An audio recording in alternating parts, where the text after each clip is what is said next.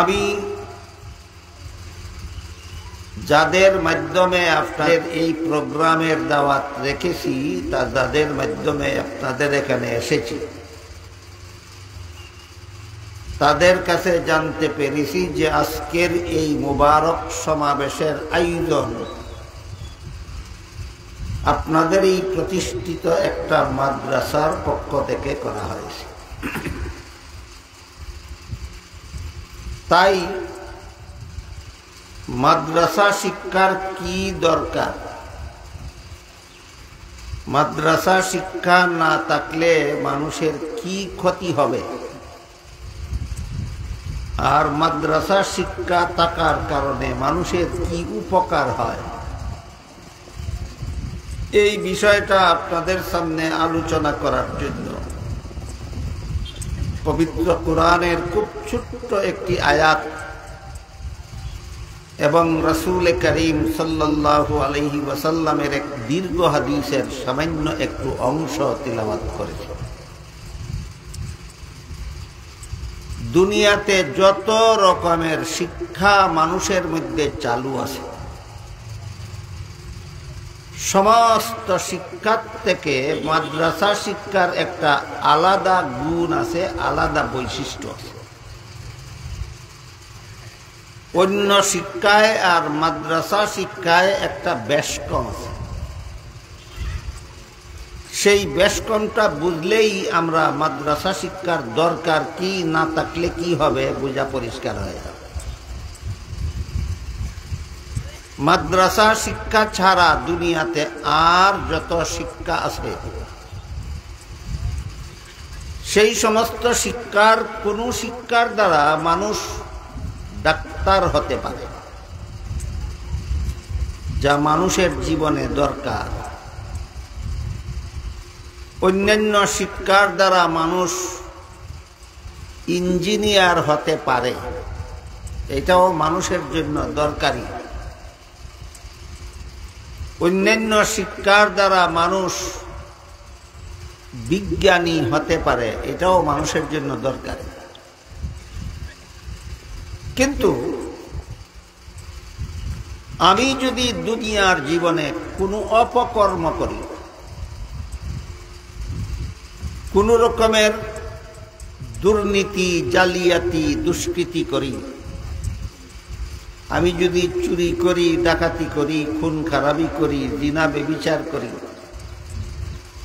আমি যদি মানুষের লক্ষ কোটির টাকার সম্পদ অথবা 2-4 টাকা মানুষের সম্পদ যদি অন্যায়ভাবে গ্রহণ করি, যদি কোনো মানুষকে অথবা কোনো জীবজন্তুকে আমি অন্যায়ভাবে কষ্ট দেই, আর আমার এই সমস্ত অপকর্মের কারণে দুনিয়ার কেউ যদি আমাকে ধরতে না পারে, আমার বিচার করতে নাও পারে, তবুও শেষ বিচারের দিন আল্লাহর কাছে আমার জবাব দিতে হবে। এই অনুভূতি মানুষের অন্তরে জাগ্রত হয় একমাত্র মাদ্রাসা শিক্ষার দ্বারা। আমি যদি দুনিয়াতে কোনো অপকর্ম করি আর দুনিয়ার কোনো মানুষের কাছে যদি আমি ধরা নাও পড়ি, কেউ আমারে ধরতে পারে না, আমার বিচারও করতে পারে না,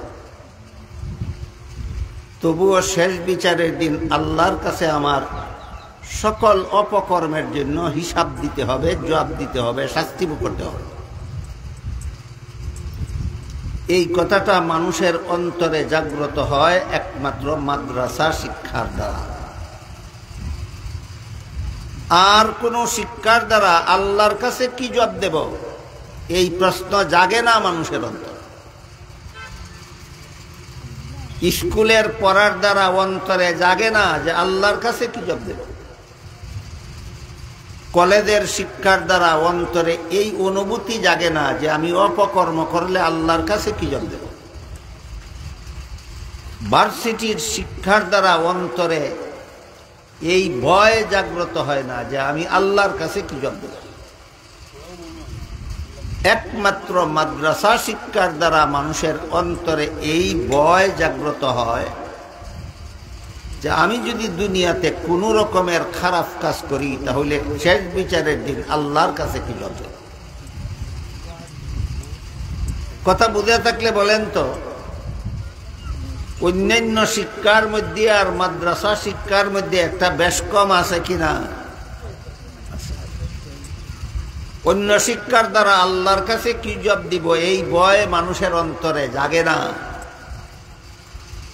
একমাত্র মাদ্রাসা শিক্ষার দ্বারা মানুষের অন্তরে এই ভয় জাগে যে আমি আল্লাহর কাছে কি জবাব দেব। আর আল্লাহর কাছে কি জবাব দেব এই ভয় যদি অন্তরে জাগে না, এই ভয় যদি অন্তরে থাকে না, তাহলে যত বড় শিক্ষিত হবে তত বড় দুর্নীতিবাজ হতে বাধ্য। আল্লাহর কাছে কি জবাব দিব এই ভয় অন্তরে না থাকলে যত বড় শিক্ষিত তত বড় দুর্নীতিবাজ। নিঃসন্দেহে, কোনো সন্দেহ নাই।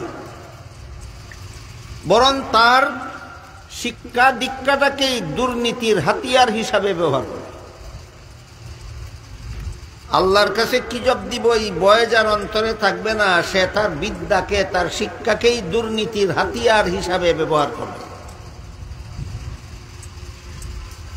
আল্লাহর কাছে কি জবাব দেব এই ভয় যার অন্তরে থাকে,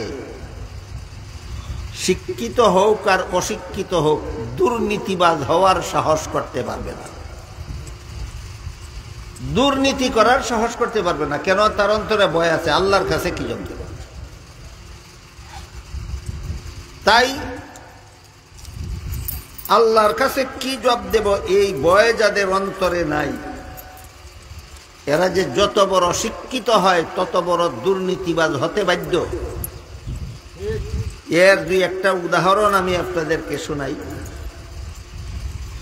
আর আল্লাহর কাছে কি জবাব দেব এই ভয় যাদের অন্তরে আছে, এরা অশিক্ষিত মূর্খ হলেও দুর্নীতিবাদের, দুর্নীতির সাহস অন্তরে রাখে না। এরও দুই একটা উদাহরণ আমি আপনাদের শোনাই। আল্লাহর কাছে কি জবাব দেব এই ভয় যাদের অন্তরে নাই, এরা যত বড় শিক্ষিত হয় তাদের শিক্ষাটাকে দুর্নীতির তত বড় হাতিয়ার হিসাবে ব্যবহার করে। এর একটা উদাহরণ হইল, আমি আজ থেকে মনে হয় 40 বছর আগের একটা ঘটনা। ব্রাহ্মণবাড়িয়া এলাকার এক ওয়াজ মাহফিলে গিয়েছিল। ওয়াজ শেষে রেলে বাড়িতে আসার জন্য ব্রাহ্মণবাড়িয়া রেল স্টেশনে গেলাম। গিয়া দেখি গাড়ি ছেড়ে দেয়, টিকিট নেওয়ার আর সময় নাই, সুযোগ নেই। টিকিট ছাড়াই আমি গাড়িতে উঠলাম। কেউ বিনা টিকিটে গাড়িতে উঠলে তার কাছ থেকে ভাড়া নিয়ে তাকে টিকিট বানাইয়া দেওয়ার জন্য সরকারের পক্ষ থেকে, সরকারের বেতনভোগী কর্মচারী তাকে, আমি তাকে বললাম, ভাই স্টেশনে আসা মাত্রই গাড়ি ছেড়ে দিল, আমি টিকিট নেওয়ার সুযোগ পাইছি না, আপনি আমার একটা টিকিট বানাইয়া দেন, আর ভাড়া যা হয় আমি আপনাকে দিয়া দেই। তিনি বলেন টিকিট বানাইয়া দেওয়া যাবে না। আমি বললাম সরকার আপনাকে বেতন দেয় টিকিট বানাইয়া দেওয়ার জন্য, টিকিটেই যদি বানাইয়া দেওয়া যাবে না তাহলে আপনি বেতন নেন কেন? এই কাজের জন্যই তো বেতন নেন। বিনা টিকিটে কেউ গাড়িতে উঠলে তার কাছ থেকে ভাড়া নেবেন, তাকে টিকিট বানিয়ে দিবেন, এই জন্য সরকার আপনাকে বেতন দেয়। আমি বিনা টিকিটে গাড়িতে উঠছি, আমাকে যদি টিকিটেই না দেন, আমার কাছ থেকে যদি ভাড়াই না নেন, তাহলে আপনি বেতন নেন কেন? তখন তিনি বললেন টিকিট বানাইয়া দিলে শুধু ভাড়া দিলে হবে না, বিনা টিকিটে রেলগাড়িতে চড়ার জরিমানাও দিতে হবে। আমি বললাম ভাড়াও দেব, জরিমানাও দেব, টিকিট বানাই দেব। তখন তিনি আমাকে বলেন আপনার জরিমানা লাগবে না, ভাড়াও সবটুকু দেওয়া লাগবে না, টিকিট ছাড়া যা মনে চায় আমাকে দেয়া দেন। সাবকল বুঝুননি কোনটা? কিতা ছাড়া? কত দিতাম? যত জানে কয়। বলেন তার কথা মতো আমি তারে যত টাকাই দিব, এটা কি সরকারের তহবিলে যাবে না তার পকেটে থাকবে? বলেন এটা নীতি না দুর্নীতি? এই লোকটা কি অশিক্ষিত? অশিক্ষিত হওয়ার কারণে সরকারে চাকরি দিছে না শিক্ষিত? দুর্নীতিবাদ হইল কেন? সে যে শিক্ষায় শিক্ষিত, এই শিক্ষার দ্বারা আল্লাহর কাছে কি জবাব দিব এই ভয় অন্তরে জাগে না। সে যে শিক্ষায় শিক্ষিত, এই শিক্ষার দ্বারা আল্লাহর কাছে কি জবাব দিব এই ভয় অন্তরে জাগে না। সুতরাং সে যত বড় শিক্ষিত হবে, তার শিক্ষাটাকেই তত বড় দুর্নীতির হাতিয়ার হিসাবে ব্যবহার করবে। দেখেন তো আপনারা, মাদ্রাসা শিক্ষায় আর অন্য শিক্ষায় কিছু বেশ কম আসেনি? অন্য শিক্ষার দ্বারা ডাক্তার হওয়া যায়, দুর্নীতি মুক্ত হওয়া যায়। অন্য শিক্ষার দ্বারা ইঞ্জিনিয়ার হওয়া যায়, দুর্নীতি মুক্ত হওয়া যায়। অন্য শিক্ষার দ্বারা বিজ্ঞানী হওয়া যায়, দুর্নীতি মুক্ত হওয়া যায় না। একমাত্র মাদ্রাসা শিক্ষা, এই শিক্ষায় যারা শিক্ষিত হয় অথবা এই শিক্ষার আলো যাদের অন্তরে লাগে, এরা আল্লাহর কাছে কি জবাব দেব এই ভয়ে এরা দুর্নীতিবাজ হতে পারে না। আরেকটা উদাহরণ, আপনারা যারা কোনো না কোনো রাজনৈতিক দল করেন, আমি কোনো রাজনৈতিক দল করি না, আমার কথা আমি বলে দিলাম। যারা রাজনৈতিক দল করেন, আপনাদের যেমন দল করার অধিকার আছে, আমি কোনো দল করি না, আমারও না করার অধিকার আছে। আমি কোনোদিন আপনাদেরকে বলি না কেন দল করেন, আপনারাও আমাকে বলবেন না কেন দল করি না, যার যার ব্যাপার। আপনাদের যাদের ইচ্ছা দল করবেন, আমার ইচ্ছা নাই দল করার, আমি দল করি। যারা যারা রাজনৈতিক দল করেন তারা আরেকটা দুর্নীতির কাহিনী শুনুন।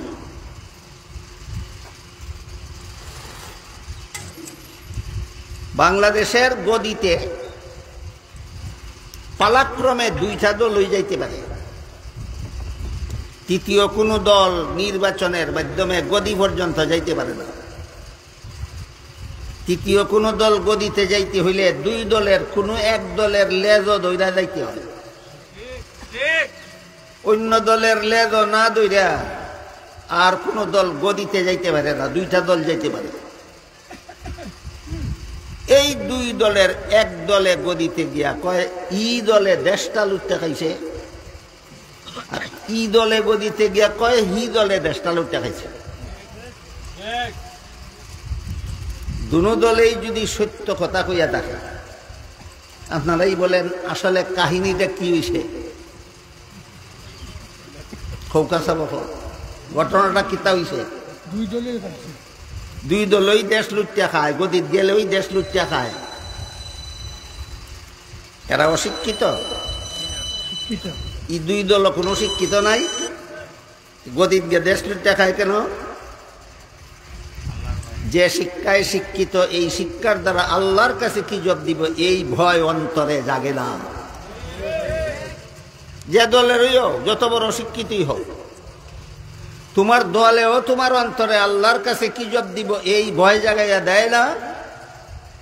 তোমার শিক্ষাও তোমার অন্তরে আল্লাহর কাছে কি জবাব দেব সেই ভয় জাগাইয়া দেয় না। কাজেই যত বড় শিক্ষিত হবে তত বড় দুর্নীতিবাজ হতে বাধ্য। বুঝে থাকলে বলেন, মাদ্রাসা শিক্ষায় আর অন্য শিক্ষায় বেশ কম আসেনি?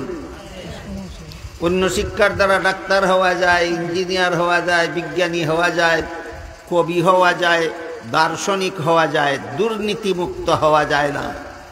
একমাত্র মাদ্রাসা শিক্ষা, যারা যে শিক্ষা মানুষকে দুর্নীতিমুক্ত সমাজ গড়ার ব্যবস্থা দান করে। এবার আমরা বোঝার চেষ্টা করব, মাদ্রাসা শিক্ষার দ্বারা যাদের অন্তরে শেষ বিচারের ভয় জাগ্রত হয়, যারা সরাসরি মাদ্রাসায় লেখাপড়া করে আলেম হন, তাদের অন্তরে যেভাবে আল্লাহর কাছে কি জবাব দিব এই ভয় জাগ্রত হয়। যথেষ্ট পরিমাণ মুসলমান আমাদের সমাজে আছেন যারা মাদ্রাসা শিক্ষায় শিক্ষিত না, কিন্তু মাদ্রাসা শিক্ষায় শিক্ষিত আলেমদের সাথে সুসম্পর্ক বজায় রাখে, জীবনযাপন করে। নিজে আলেমরা আলেম না, কিন্তু আলিমের সাথে সম্পর্ক রাখা জীবনযাপন করে। এটাও আল্লাহর রাসূলের হুকুম। আল্লাহ রসুল হুকুম করেছেন, তোমরা যারা আলেম না, তোমরা আলেমদের কথা মতো জীবনযাপন করো যদি জাহান্নাম থেকে বাঁচতে চাও। হাদিসটা হইল, রসুল বলেন, কুন আলিমান আও মুতাআল্লিমান আও মুস্তামিআন আও মুহিব্বান ওয়ালা তাকুন খামিসান ফাতাহলিক। রাসূল বলেন, জাহান্নাম থেকে বাঁচার জন্য তোমার 1 নম্বর পথ হইল তুমি আলেম হও। আলেম হওয়ার সুযোগ যাদের নাই তাদেরকে রাসূল বলেন আলেমের ছাত্র হও। মাদ্রাসায় যারা পড়ান তারা তো আলেম, যারা পড়ে এরা কি আলেমের ছাত্র। রাসূল বলেন তুমি আলেম হও, এটা তোমার জন্য জাহান্নাম থেকে বাঁচার 1 নম্বর পথ। আলেম হইতে পারো নাই, আলেমের ছাত্র হও, এটা তোমার জন্য জাহান্নাম থেকে বাঁচার 2 নম্বর পথ। কিন্তু যারা আলেমও না, মাদ্রাসার ছাত্রও না, এমন মুসলমানই তো আমাদের সমাজে 999 লোক। আলেমও না, মাদ্রাসার ছাত্রও না। এদের উদ্দেশ্যে আল্লাহ রসুল বলেন, তোমরা যারা আলেমও না, আলেমের ছাত্রও না,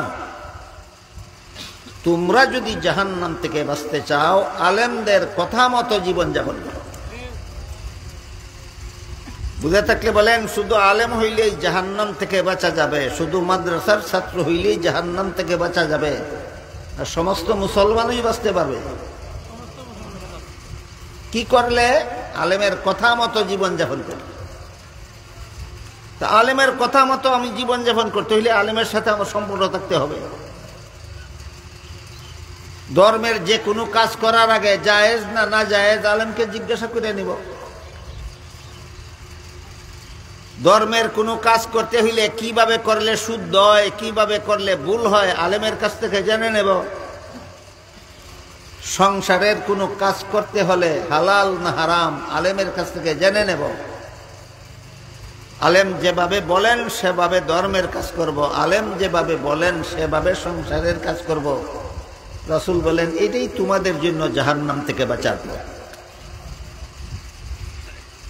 আলেমের কাছ থেকে জেনে নেব শুদ্ধ না ভুল, আলেমের কাছ থেকে জেনে নেব হালাল না হারাম, আলেমের সাথে কোনো সম্পর্ক থাকলে না না থাকলে। এইভাবে যারা আলেমের সাথে সম্পর্ক রাখেন, আলেমের কথা মতো হালাল হারাম জেনে নেন, সেই অনুপাতে জীবনযাপন করেন, এরা সরাসরি কোরআন শিক্ষায় শিক্ষিত না, কিন্তু এদের অন্তরটা কোরআন শিক্ষার আলোতে আলোকিত। বলেন, এরা সরাসরি কোরআন শিক্ষায় শিক্ষিত না এদের অন্তর কোরআন শিক্ষার আলোতে আলোকিত? আমি একটা আলামত বলে দিই, আপনারা এখানে যারা বসা আছেন প্রত্যেকে মনে মনে টের পাবেন আপনার অন্তরে কোরআন শিক্ষার আলো আছে না অন্ধকার, টের পাবেন। যারা বসা আছেন প্রত্যেকে টের পাবেন যে আপনার অন্তরটা কোরআন শিক্ষার আলোতে আলোকিত না কোরআন শিক্ষার আলো থেকে বঞ্চিত, অন্ধকার। সেটা হইল, আপনি একা একা নিরিবিলি একবার বসেন, যেখানে কোনো কোলাহল থাকবে না, যেখানে অন্য লোকের হইচই নাই, যেখানে ছেলে ফেলেদের চিল্লাপাল্লা নাই, যেখানে কোনো আওয়াজ আসে না, গান বাজনার আওয়াজ আসে, সম্পূর্ণ নিরিবিলি, একা একা। এক সময় নিরিবিলি এক জায়গায় বসেন, বসে আপনি নিজে আপনার মনকে জিজ্ঞাসা করেন যে আলেমগণ যেসব কাজকে হারাম বলেন আমি আল্লাহর ভয়ে সেইগুলি ছাড়তে রাজি কিনা। আলেমগণ যে কাজগুলিকে ফরজ ওয়াজিব সুন্নত বলেন আমি আল্লাহকে সন্তুষ্ট করার জন্য সেইগুলি করতে রাজি কিনা। মন যদি বলে রাজি, আলেম বলছেন হারাম, এই কাজ আমি করব। আলেম বলছেন এটা ফরজ, এটা আমার করতেই হবে। প্রমাণ হয়ে গেল আপনার অন্তর কোরআন শিক্ষার আলোতে আলোকিত। আপনার অন্তর কোরআন শিক্ষার আলোতে আলোকিত। আমি আগেই বলেছি, কথা বুঝলে টের পাবেন। আপনারা যারা বসা আছেন প্রত্যেকে টের পাবেন আপনার অন্তরটা আলোকিত না, অন্ধকার। বলেন তো, আলেমরা বলেন কিনা সুদের কারবার হারাম, ঘুষ হারাম, মদ হারাম, গাঞ্জা হারাম, চুরি করা হারাম, ডাকাতি করা হারাম, মিথ্যা কথা বলা হারাম, মিথ্যা মামলা করা হারাম, মিথ্যা সাক্ষী দেওয়া হারাম, অপরের সম্পদ অন্যায়ভাবে গ্রহণ করা হারাম, কোনো মানুষকে এমনকি কোনো পশুকে পর্যন্ত অন্যায়ভাবে কষ্ট দেওয়া হারাম। বলেন কিনা? আপনার অন্তর যদি বলে যেহেতু এগুলি হারাম আমি এগুলি করব না। এবার বলুন, আলেমরা বলেন কিনা 5 বেলার নামাজ পড়া ফরজ, রমজান মাসে রোজা রাখা ফরজ, ঈদের নামাজ পড়া ওয়াজিব, বিতিরের নামাজ পড়া ওয়াজিব, 20 রাকাত তারাবির নামাজ পড়া সুন্নত। আলেমরা বলেন কিনা? আপনার মন যদি বলে যেহেতু আলেমরা বলেন এগুলি সওয়াবের কাজ আমি এগুলি করব, মনে যদি কয়, আমার সামনে আমাকে খুশি করার জন্য মুখে মুখে ওয়াদা করলে কোনো কাজ হবে না। আপনাকে যদি আপনার মনে কয় যেই কাজগুলিকে আলেমরা হারাম বলেন আমি এই কাজগুলি করব না, যেই কাজগুলি ফরজ ওয়াজিব সুন্নত আলেমরা বলেন আমি সেইগুলি করব, আপনার মন যদি আপনাকে বলে, প্রমাণ হয়ে গেল আপনার অন্তর কোরআন শিক্ষার আলোতে আলোকিত। রাসূল বলেন তুমি 3 নম্বর পথে জান্নাতে যাবে। যারা আলেম তারা যাইব 1 নম্বর পথে জান্নাতে, যারা মাদ্রাসার ছাত্র তারা যাইব 2 নম্বর পথে জান্নাতে, আর যারা গৃহস্থ আছে, যারা ব্যবসায়ী আছে, যারা চাকরিজীবী আছে, যারা স্কুল কলেজে পড়ে, এরা জান্নাতে যাবার কোনো পথ নাই। কোন পথ? কত নম্বর? 3 নম্বর পথ। কি? আলেমরা যেগুলিকে হারাম বলেন আমি এগুলি করব না, আলেমরা যে কাজগুলিকে ফরজ ওয়াজিব বলেন আমি এগুলি করব। এটা আপনাদের সকলের জন্য জান্নাতে যাওয়ার 3 নম্বর পথ।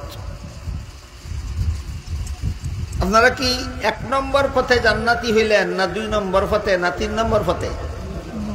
এই 3 নম্বর পথটা সর্বস্তরের মুসলমানকে চিনাবার জন্য মাদ্রাসার পক্ষ থেকে এই ওয়াজ মাহফিলের আয়োজন করা হয়।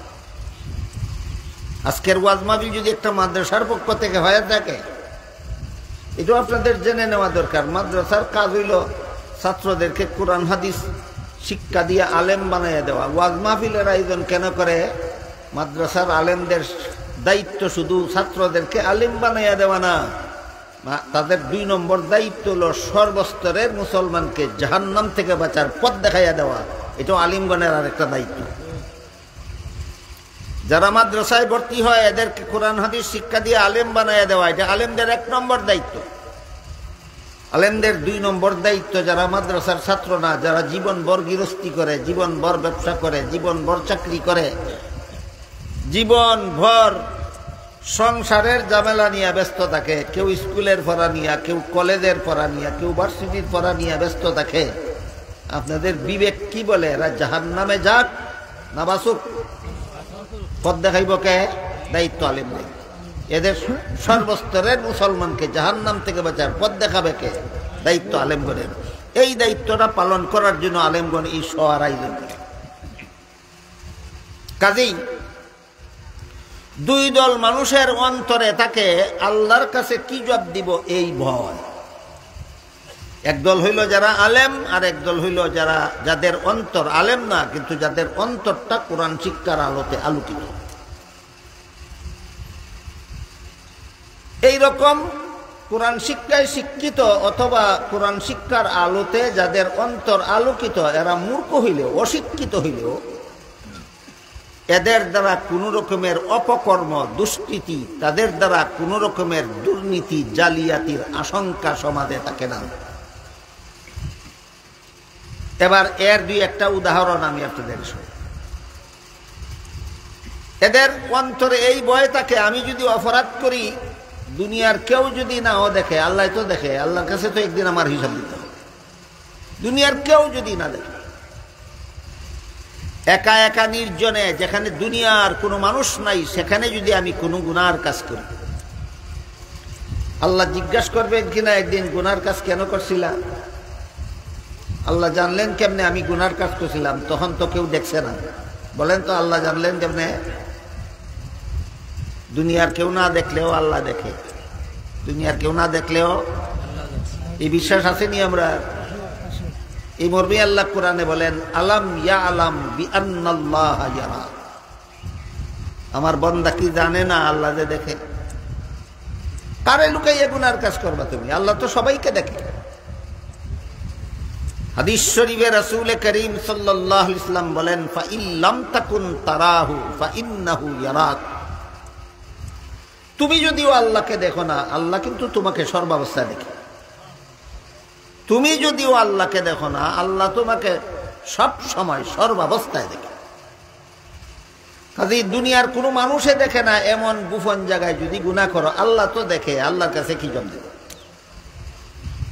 এই ভয় কত দল মানুষের অন্তরে থাকে? দুই দল। একদল যারা আলেম তারা, আর একদল যাদের অন্তর কোরআন শিক্ষার আলোতে আলোকিত। এদের অন্তরে এই ভয় থাকে যে আমি কোরআন পড়তে জানি না, কোরআন বুঝি না, কিন্তু একটা কথা বুঝি, গুনার কাজ করলে আল্লাহর কাছে কি জবাব দিব? এই ভয় তার অন্তরে থাকে। এদের দ্বারাও কোন রকমের দুর্নীতির আশঙ্কা করা যায় না। এবার এর দুই একটা উদাহরণ শুনেন। আবার বলি, যারা রাজনীতি করেন তারা একটু আগে শুনেন, কারণ আমাদের দেশে একটা কথা চালু হয়ে গেছে, লঙ্কা যেই যায় সেই রাক্ষস। বাংলাদেশে কথা একটা চালু হয়ে গেছে, যে ওই লঙ্কা যায় হে ওই রাক্ষস হয়। মানে কি? তাই যে ওই গদির যায় হে ওই দেশ লুটতে খায়। যে ওই গদির যায় হে ওই বলে দেশ লুটতে খায়। মানছে কয় আমি দেখছি না।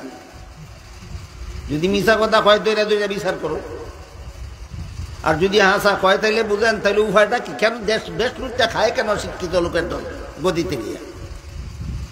এর কারণ হইল এরা গদি দখলের আন্দোলন করতে জানে, কিন্তু গদিত গেলে জনগণের অধিকার আদায় করব দূরের কথা, জনগণের কি অধিকার আছে গদিওয়ালার কাছে এটাও জানে না। এই কারণে যে ওই গদিতে যায় সেই দেশ লুটতে থাকে। আন্দোলন করতে জানে, গদি দখল করতে জানে, গদিওয়ালার কাছে জনগণের কি কি পাওনা আছে জানে না। জানলে না আদায় করত। এই কারণে বলছি, যারা রাজনীতি করেন তারা আগে একটু বুঝেন যে আল্লাহ আমাকে দেখে। এই ভয় থাকলে আমি যদি গদি যাই, তাইলে আমার গদি চালানি দেখে মনে হয়। আপনারা হয়তো জানেন, বিশ্বাস করেন, রাসূল করিম সাল্লাল্লাহু আলাইহি ওয়াসাল্লাম মক্কা শরীফ থেকে হিজরত করে মদিনা শরীফ গিয়া একটা ইসলামী রাষ্ট্র প্রতিষ্ঠা করেছিলেন। জীবনের শেষ 10 বছর রাসূলের প্রতিষ্ঠিত রাষ্ট্র রাসূল নিজেই শাসন করেছেন। রাসূলের ইন্তেকালের পরে রাসূলের প্রতিষ্ঠিত রাষ্ট্র পরিচালনার দায়িত্ব আসলো, বলতে পারেন কেউ কার কাছে? হযরত আবু বকর সিদ্দিক রাদিয়াল্লাহু। এই জন্য আবু বকর সিদ্দিককে রাসূলের প্রথম খলিফা বলা হয়। খলিফাটা কুরআন হাদিসের ভাষা, বাংলায় শাসনকর্তা। রাসূলের পক্ষ থেকে আবু বকর ছিলেন রাসূলের প্রতিষ্ঠিত রাষ্ট্রের প্রথম শাসনকর্তা। আবু বকর সিদ্দিক রাদিয়াল্লাহু আনহুর ইন্তেকালের পরে এই দেশের খলিফা হইলেন হযরত উমর ফারুক রাদিয়াল্লাহু। উমর ফারুক রাদিয়াল্লাহু আনহু শাসনকর্তা মনোনীত হওয়া মাত্রই তার মাথায় গেল, জনগণের পাওনা দিতে হবে, আমার জনগণের অধিকার আদায় করতে হবে। আজকাল যারা গদির যায়, জনগণের অধিকার দিব দূরের কথা, জনগণের কি পাওনা আছে গদিওয়ালার কাছে জানেওই না। মুসলমান সরকারের কাছে জনগণ মুসলমান হোক চাই ও মুসলমান হোক, সরকার যদি মুসলমান হয়, জনগণ যে কোনো ধর্মের হোক, সমস্ত নাগরিকের 6টা পাওনা আছে। 6টা পাওনা গদিওয়ালার কাছে, জনগণের 6টা পাওনা আছে। কটা? যদি একটা পাওনাও পরিশোধ করার বাকি থাকে, আল্লাহর রাসূল বলেন, আলা কুল্লুকুম রাইন ওয়া কুল্লুকুম মাসউলুন আন রাইয়াতিহি। গদির যে বৈশা রইছিলে 5 বছর, 10 বছর, 20 বছর, জনগণের অমুক অমুক ফাওনা যে দিছিলে না, কিয়ামতের দিন আল্লাহ বলবেন সামালিস। কি বলবেন? সামালিস। তোরে ফিটানির লেগি গুড় দিয়া ফিরিস্তা রেডি রাখছি, জাহান্নামে গিয়া ফিরব, সামালিস। গদি যে দখল করে রাখছিলে 6টা ফাওনা আছে এই জনগণের তোর কাছে, অমুক অমুক ফাওনা তুই দিছস না। বুঝা থাকলে বলেন, মুসলমান সরকারের কাছে জনগণের পাওনা থাকে কটা? শুধু মুসলমান জনগণের না সমস্ত জনগণের? সমস্ত জনগণ। 6 ফাওনার মধ্যে 1 নম্বর ফাওনা হইল খাদ্য। 1 নম্বর ফাওনা, তোমার দেশের কোনো জনগণ উপবাস থাকতে পারবে না। হয়তো ফসল ফলাইয়া খাওয়ার ব্যবস্থা করে দাও, না হয় চাকরি কইরা খাওয়ার ব্যবস্থা করে দাও, না হয় ব্যবসা কইরা খাওয়ার ব্যবস্থা করে দাও, না হয় বিদেশ থেকে আমদানি করে দাও। একটাও যদি করতে না পারো, তোমার দেশের একটা নাগরিক যদি 1 রাত্রে না খাইয়া ঘুমানি লাগে, গদিওয়ালারে কিয়ামতের দিন আল্লাহ বলবেন সামালিস। এই জন্য হযরত উমর খলিফা হইয়াই 1 নম্বর ফাওনাটা জনগণে ভাইতেছে কিনা তদন্ত করতে গেলেন। আরো 5টা রয়েছে, আজকে 5টার কথা আমি কইতে পারতাম না, আজ একটার কথাই শুনতে আলো মেলা করে। খলিফা উমর গদিতে গিয়াই 1 নম্বর ফাওনাটা জনগণে ভাইতেছে কিনা তদন্ত করার জন্য গভীর রাত্রে বাইরে গেলেন। বাড়িতে এক বাড়িতে গিয়া ফাইলেন একটা বিধবা মহিলা, তার এতিম বাচ্চারা পেটের খিদায় খানা গড় নাই, কান্দে। এতিম বাচ্চারা কান্দে। খলিফা উমর বিধবা মহিলারে জিজ্ঞাসা করলেন, বিধবা এই বাচ্চাগুলি কারা? বলে এরার বাপ মারা এতিম বাচ্চা। কান্দে কেন? গড় খানা নাই, পেটের বুকে কান্দে। তখন বৃদ্ধ মহিলা ওই উমরে কইল, উমরের জীবনে আর দেখছে না, এই জীবনে ফিলে দেখছে। তুমি একজন মুসাফির আইছো, আমার গড় কে খাইয়া ঘুমাইলো আর কে না খাইয়া ঘুমাইলো খবর লইতা। তুমি মুসাফির, এই দেশের গদিওয়ালা হওয়ার দরকার ছিল। আমি শুনছি উমর বলে গদি পাইছে, এ গদি পাওয়ার যোগ্য না। কারায় কয়? বিধবা মহিলায় কয়। কার কাছে কয়? উমরের কাছে কয়। উনছি উমর বলে গদি পাইছে, এ গদি পাওয়ার যোগ্য না। আমার 3 বাচ্চা উপবাস খবর নিতে আইলো না, এ গদি পাওয়ার যোগ্য না। অধিকার নাই গদিতে বসে থাকা। তোমার মতো মুসাফির আইছো, আমার 3 বাচ্চা কান্দে কেন খবর নেওয়ার জন্য। তোমার মতো মুসাফির এই দেশের গদিতে, তোমাকে বসানি দরকার। এই কথা শুনিয়া খলিফা উমর গোলাম রেলুইয়া সরকারি গুদামে ঢুকলেন। ঢুকে বললেন, আটার বস্তা আমার গাড়ো উঠাইয়া দে। গোলামে কয়, আমার মতো গোলাম আপনার সাথে থাকা অবস্থায় আটার বস্তা প্রেসিডেন্টের ঘাড়ে উঠাই দিতাম। প্রেসিডেন্টে কয়, এই গোলাম, কিয়ামতের দিন আল্লাহ যখন জিজ্ঞেস করবেন, খলিফা উমরের দেশের একটা বিধবা মহিলার এতিম বাচ্চা 1 রাত্রে উপবাস ছিল কেন, তুই জবাব দিবি নি? তুই নি জবাব দিবে? কয় না হুজুর, এটার জবাব আমি কেমনে দেব? উমর বলেন, তাইলে বোঝা গেল দায়িত্বটা তোর না রে, দায়িত্বটা আমার। আমার দায়িত্ব আমাকেই পালন করতে দেয়। খলিফা উমর কি কইলেন? কিয়ামতের দিন আল্লাহ জিজ্ঞাসা করবেন, যেই দেশের প্রেসিডেন্ট ছিল উমর, সেই দেশের একটা বিধবা মহিলা কেন 1 রাত্রে উপবাস ছিল, তার এতিম বাচ্চা কেন 1 রাত্রে উপবাস ছিল। কিয়ামতের দিন আমার ফিট পেতে দিতে হবে, ফিরিস্তার গুর্জের সামনে পিঠাইবে আমাকে। এই বয় যদি গদিওয়ালার অন্তর না থাকে, গরিবরা রিলিফের মাল দিব না দেশের লক্ষ কোটি টাকা চুরি করে বিদেশ পাঠাইব? না বাংলাদেশের কোন গদিওয়ালা কোটি কোটি টাকা চুরি করে বিদেশ পাঠায় না? এরা কি অশিক্ষিত না শিক্ষিত? অত বড় শিক্ষিত, অত বড় চুর কেন? আল্লাহর কাছে কি জবাব দিব? এই ভয় না। এই ভয় অন্তরে জন্ম হয় একমাত্র মাদ্রাসা শিক্ষার দ্বারা। একটা ঘটনা শুনাইলাম, আর একটা ঘটনা শুনাই, আর তো মনে হয় সময় কম হয়ে গেছে। এই উমরের আরেক ঘটনা। হযরত উমর ফারুক রাদিয়াল্লাহু তাআলা আনহু মরুভূমির রাস্তা দিয়া যাইতেছিলেন, সাথে খাওয়ার কিছু নাই, পেটে বড় খিদা। এমত অবস্থায় খলিফা উমরে দেখলেন একটা রাখাল ছেলে 1 পাল ছাগলের রাখালি করে। ওই রাখাল ছেলে তার ফালের একটা দুধের ছাগল দুধ দোহন করে পান করে। বাংলা ভাষায় দুহন করা বলে, ব্রাহ্মণবাড়িয়াতে কয় দোয়ানি, আমরা সিলেটি ভাষায় কই কিরানি, আপনারা কোনটা কইলে বুঝুন কোকা।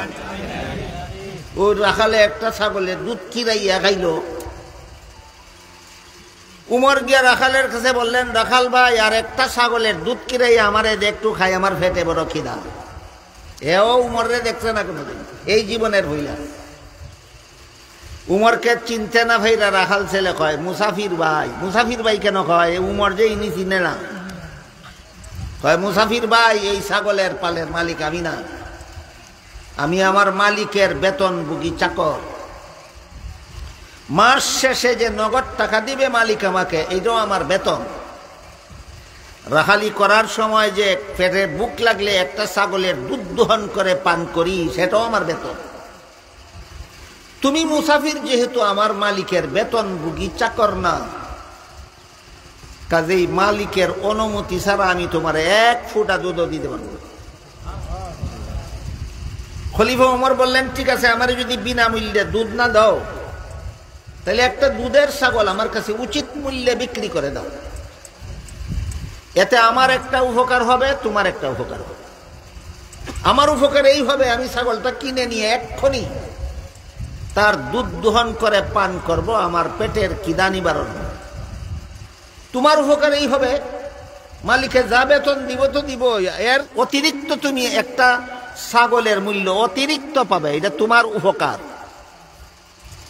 রাখাল ছেলে কয়, মুসাফির ভাই, তোমার কথা মতো মালিকের একটা দুধের ছাগল তোমার কাছে বিক্রি কইরা পয়সাটা যদি আমি আত্মসাৎ করে ফেলি, মালিকের কন্যা যখন দেখবো ছাগল একটা কম, তখন তো আমারই জিজ্ঞেস করবে ছাগল একটা কম কেন, মালিককে কি জব দেবে।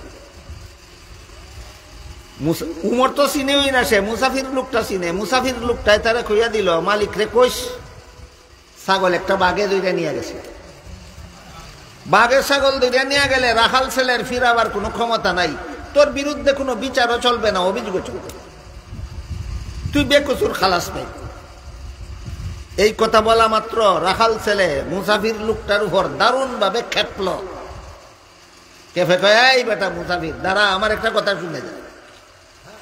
আমি আমার মালিকের বিশ্বস্ত চাকর, আমি যদি তোর কাছে ছাগল একটা বেচ্চা পয়সাটা মাইরা খাই, আর মালিক রেগিয়া কই ছাগল বাঘে ধরে নিয়ে গেছে, মালিক আমারে 100 বিশ্বাস করবে, আমি মালিকের বিশ্বস্ত চাকর, কোনো সন্দেহ করবে না। কিন্তু তুই আমারে কইয়া যা, শেষ বিচারের দিন আল্লাহ যখন জিজ্ঞেস করবেন ছাগলটা কি করছিলে, তখন কি জবাব দিব। রাখাল ছেলে খুব বড় শিক্ষিত থাকে না বড় আলিম থাকে না মূর্খ? এই মূর্খ রাখাল ছেলের অন্তর কোরআন শিক্ষার আলোতে আলোকিত। কিসের আলোতে আলোকিত? দান্দালি বাটপারি যা ইচ্ছা করতে পারবো দুনিয়াতে, কিন্তু শেষ বিচারের দিন আল্লাহর কাছে কি জানবে।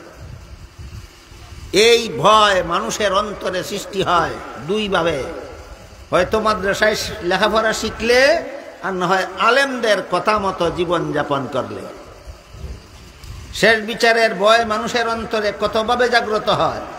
দুইভাবে, কোরআন শিক্ষায় শিক্ষিত হলে, অথবা ওই রাখাল ছেলের মতো অন্তরটা কোরআন শিক্ষার আলোতে আলোকিত হলে।